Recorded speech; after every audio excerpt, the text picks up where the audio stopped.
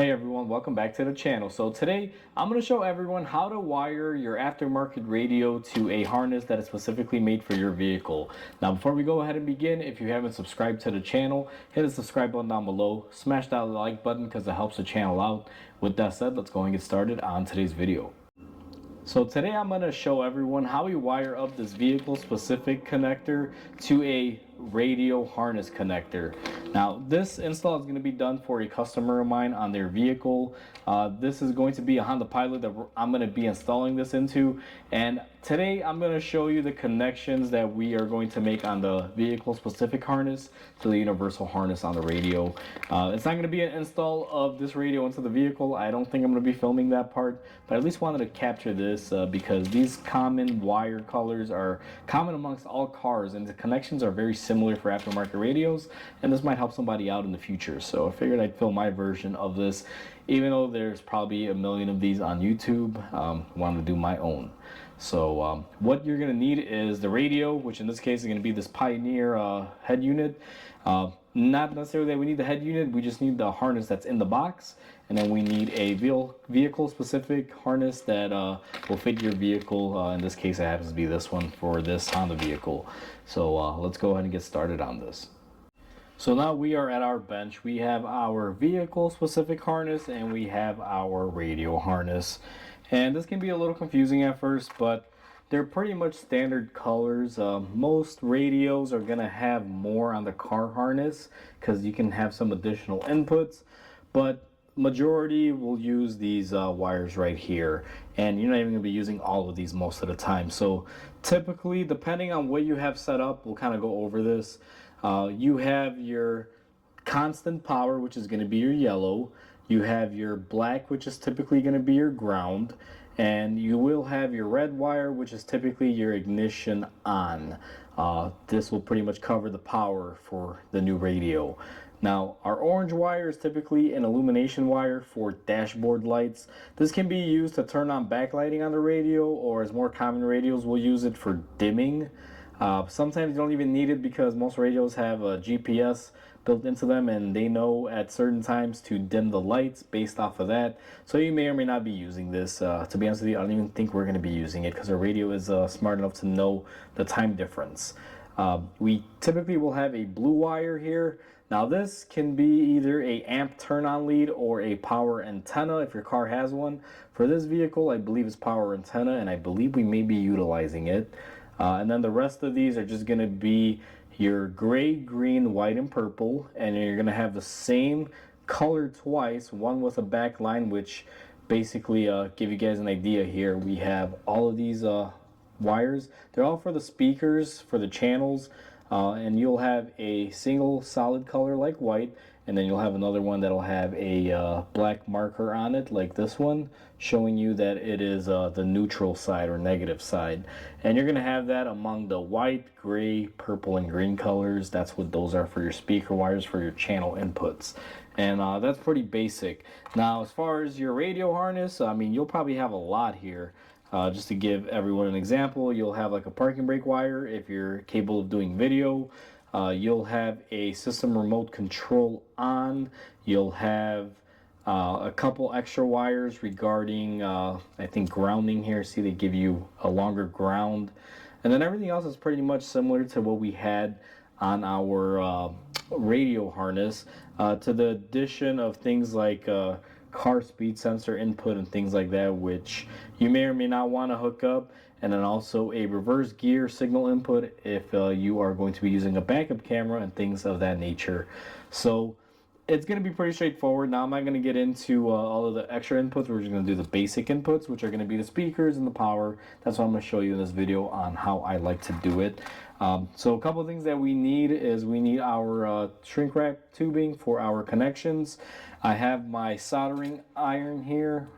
Everyone can see in the corner it's been heating up, and then we have our solder, and we have some flux. So let's go ahead and get into this. Let me get this set up here, and I'll show everyone how I do it. So it's gonna be pretty much the same process for all of these, so we're not gonna get in too lengthy of a video here. I'm probably going to show you guys how I do one or two wires. and then it's going to be the same thing for all of them, and then I'll show you in the end what our result is. So where I always like to start is going to be our power wires. So what I'll do is I'll pull out the 3 wires that we need, and always before you begin, go ahead and take your shrink tubing and place it over, because you do not want to forget this step. Now you can use different colored tubing, whatever your heart desires.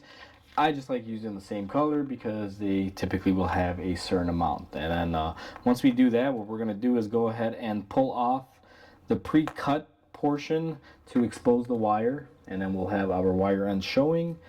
And then we're going to go to our car harness, which is a little scary looking to say the least. And what I'm going to choose to do, because our ground wire is a little bit longer and I'm going to have to trim it down, we're going to cut it a little bit here and reopen it. So as a matter of fact, let me see if I can get access to my tool here. All of these wires, to me, I like them to be the same length, and I don't know why they give you some long ones and some short ones. So you may not agree with this, but I like to just basically cut them down. Now on our particular one, we're not going to be watching videos, so this parking brake cable one, we can just trim it down, and we'll make everything pretty much the same height, which is going to be like that. And now we just need to get our power and our ground wires here, and what we're going to do is pull off our little sheathing, and then we're going to strip the rest of them just like so. You don't need a whole lot to strip, just enough. So just like that. And then what we're gonna do, and where I always like to start, is take the wire, and we're gonna take our yellow wire, and we're just going to basically connect the two together like this. Now I try to make it nice and slim and tight, just like that. And then what I'm going to do is come in here. I like hitting my soldering iron with a little bit of flux. Then we're going to go ahead and put some solder on there, enough to get it started. And then what we're going to do is just heat this up and melt our solder into our wire. And you don't want to use too much, but you also want to use enough, just like that. Now a good example is when you see your wire and it's nice and shiny, and it almost kind of looks like muscle tissue, like fibrous material. You can see the individual strands. That right there will tell you that you have a good solder joint. And what I typically will do is I'll just continue to do this on all of them. Same thing, just intertwine them, make a really nice solid connection, and we're gonna set it up to where she stays kind of neat here. Sometimes the hardest part is because these wires will constantly move on you. And then what I'm gonna do here is basically the same exact thing as we did before. We're going to hit this with some solder, and then we're just going to put our iron up to the wire and melt that wire in. Now try not to breathe in these fumes if you're soldering, because they can be harmful, just as a FYI. So I try to keep my distance and do it that way. So basically we got 2 of our wires done now. And what you'll typically do, and I don't have my torch here, actually the one thing that I'm missing, so let me grab that and I'll show you what we do after we solder them. So I'm back, we got our torch, and what I like to do after we solder the joints and they've cooled down, we're going to take our sheathing that we have, or our shrink tubing. What I like to do is separate these a little bit, and hopefully the camera will pick it up here.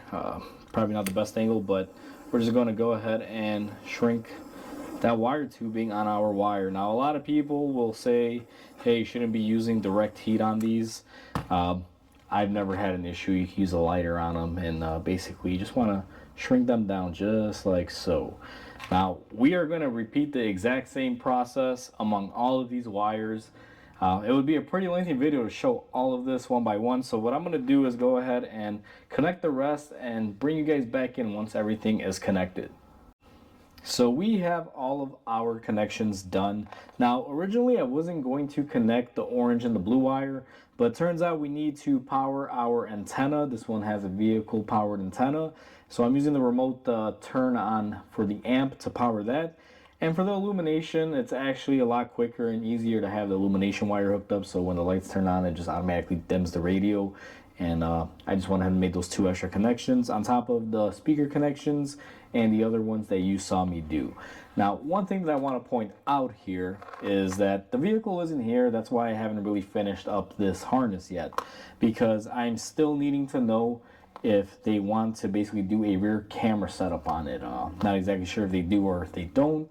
So these wires here are just kind of going to be hanging around. One is for a speed input, one is for the reverse input, and then we have for our video signal here, typically a wire that goes to the parking brake. A little quick tip, normally these, if you just ground them, video will kind of work all the time. Usually, it depends. Some of them will have a little process, but either way, I don't think we're going to be needing this one. So I just left it long enough. And if we do need to use it, we can always extend it. Now, a lot of people might say it's a waste, but this vehicle owner, I know is not going to be watching videos, so I don't think we need this. But I'm going to leave it hanging and just test some functionality on our radio without it and see if we can do what we need to without it. Once I have all my connections done like this, typically what I'll do is if I had all of these figured out as well, but the car's not here, so I can't really know exactly how I'm going to do that setup. What I will normally do is come in here and just wrap some tape over these to protect them. You may even want to use maybe, let's say, like a zip tie to help keep it nice and tidy, and then tape over it. But your whole goal is to have a harness that once you tape it up to make it look original, I mean, look, this thing is perfect. We don't really have any extra long wires that we're trying to, peel back. Basically, if, let's say, you have your harness here and you were to get all these together and tape them up, I mean, look how beautiful that is. It's just a clean install. I know there's a lot of installers out there. They will use butt connectors on these radios, and I mean, I'm not a big fan of that. You can use a butt connector. Nothing's really wrong with that, but I like having a really solid connection, especially when it comes to these speaker wires. You want to have a solder joint to get the best clarity for your output on your speakers. Unless you're using like a RCA, then you don't really need it if you're going to be running an amp for interior speakers. But I like connecting these with nice soldered connections because I feel like the audio quality will always be good with the speakers in this particular setup where we're using the output from the actual radio, not an amp to power the speakers of the vehicle. So that is pretty much it.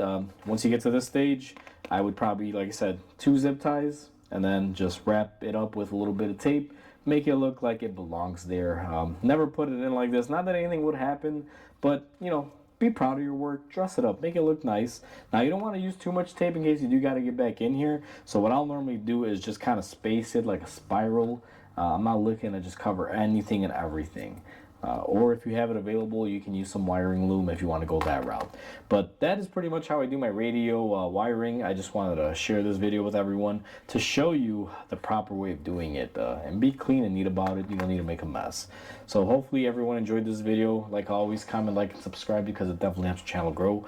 I hope everyone has a wonderful day, and I'll catch you on the next video.